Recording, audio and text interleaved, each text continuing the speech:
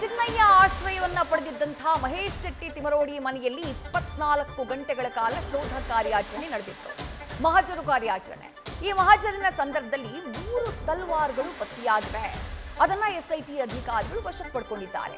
ಜೊತೆಗೆ ತಿಮರೋಡಿ ಕುಟುಂಬಸ್ಥರ ಫೋನ್ನ ಕೂಡ ವಶಕ್ಕೆ ಪಡ್ಕೊಂಡಿದ್ದಾರೆ ಎಸ್ಐಟಿ ಅಧಿಕಾರಿಗಳು. ಮಹೇಶ್ ಶೆಟ್ಟಿ ತಿಮರೋಡಿ ಪತ್ನಿ, ಮಗ ಹಾಗೆ ಮಗಳ ಫೋನ್ನ ವಶಕ್ಕೆ ಪಡೆಯಲಾಗಿದೆ. ಸಂಚು ನಡೆಸೋಕೆ ಸಂಗ್ರಹಿಸಿದಂತಹ ದಾಖಲೆ ಪತ್ರಗಳನ್ನ ಕೂಡ ವಶಕ್ಕೆ ಪಡೆದಿದ್ದಾರೆ.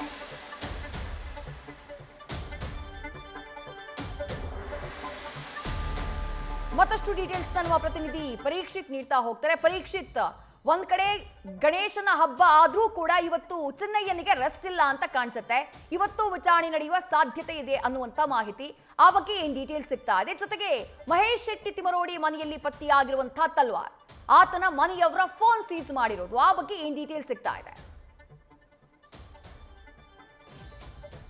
ಎಸ್ ವಿದ್ಯಶ್ರೀ, ಇವತ್ತು ಗಣೇಶನ ಹಬ್ಬ ಆದ್ರೂ ಕೂಡ SIT ಅವರಿಗೆ ಒಂದು ಕೂಡ ವಿಶ್ರಾಂತಿ ಇಲ್ಲ. ಯಾಕಂದ್ರೆ ನಿನ್ನೆ 3 ಗಂಟೆವರೆಗೂ 4 ಗಂಟೆವರೆಗೂ ತಿಮರೋಡಿ ಮನೆಯಲ್ಲಿ ಸರ್ಚ್ ಆಪರೇಷನ್ ಮಾಡ್ತಾ ಇದ್ರು. ಈಗ ಮತ್ತೆ ತನಿಖೆ ಮುಂದುವರಿದಿರುವಂತದ್ದು.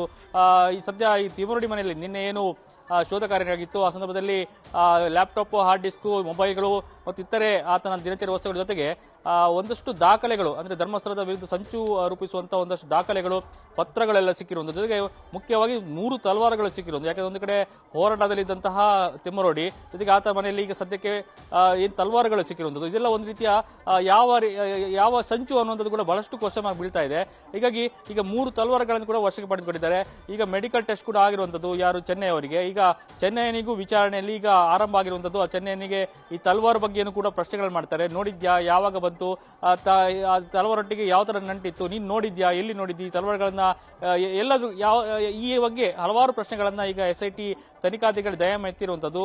ಸದ್ಯ ಏನು ತಿಮರೋಡಿ ಮನೆಯಲ್ಲಿ ತಲ್ವಾರ್ಗಳು ಸಿಕ್ಕರು ಬಹಳಷ್ಟು ಒಂದು ರೀತಿಯ ಆತಂಕ ಕೂಡ ಹೌದು. ಯಾಕಂದ್ರೆ ಒಂದು ರೀತಿಯ ಪ್ರತಿಭಟನೆಗಳು, ದಂಗೆ ಏಳುವ ರೀತಿಯಲ್ಲಿ ಕರೆಯನ್ನು ಕೊಡ್ತಾ ಇರುವಂಥದ್ದು.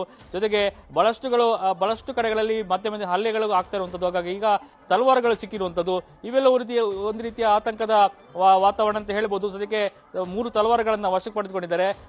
ಸಂಚು ರೂಪಿಸುವಂತಹ ಕೆಲವು ದಾಖಲೆಗಳು, ಪತ್ರಗಳಿರ್ಬೋದು, ಕೆಲವು ಸ್ಕ್ರಿಪ್ಟ್ಗಳಿರ್ಬೋದು. ಅಂದ್ರೆ ಏನು ಚೆನ್ನೈ ಇದ್ದಾನೆ, ಅವನಿಗೆ ಸ್ಕ್ರಿಪ್ಟ್ಗಳನ್ನು ಕೊಟ್ಟು ಅದನ್ನ ಓದಿಸ್ತಾ ಇದ್ರು, ಅಂದ್ರೆ ಯೂಟ್ಯೂಬ್ ಮೂಲಕ ಹೇಳಿಸ್ತಾ ಇದ್ದದ್ದು, ಇವೆಲ್ಲವೂ ರಿಲೇಟೆಡ್ ಸ್ಕ್ರಿಪ್ಟ್ಗಳು ಅಲ್ಲಿ ಸಿಕ್ಕಿರುವಂಥದ್ದು. ಇವೆಲ್ಲವೂ ಕೂಡ ಈಗ SIT ವಶದಲ್ಲಿರುವಂಥದ್ದು. ಈಗ ಸದ್ಯಕ್ಕೆ ಎಲ್ಲವೂ ಈಗ FSL ರಿಪೋರ್ಟ್ ಹೋಗುತ್ತೆ. ಸದ್ಯ ಈ ತಲ್ವಾರ್ಗಳನ್ನು ಕೂಡ ಈಗ ಸದ್ಯಕ್ಕೆ ವಶದಲ್ಲಿ ಇಟ್ಕೊಂಡಿದ್ದಾರೆ.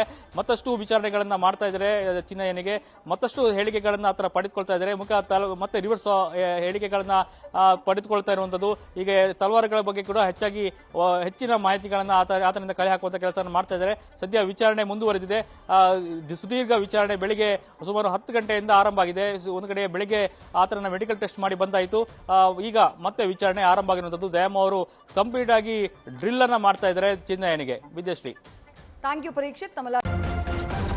ನ್ಯೂಸ್ ಫಸ್ಟ್, ನಿರ್ಭೀತಿಯಿಂದ ನಿಮ್ಮ ಪರವಾಗಿ.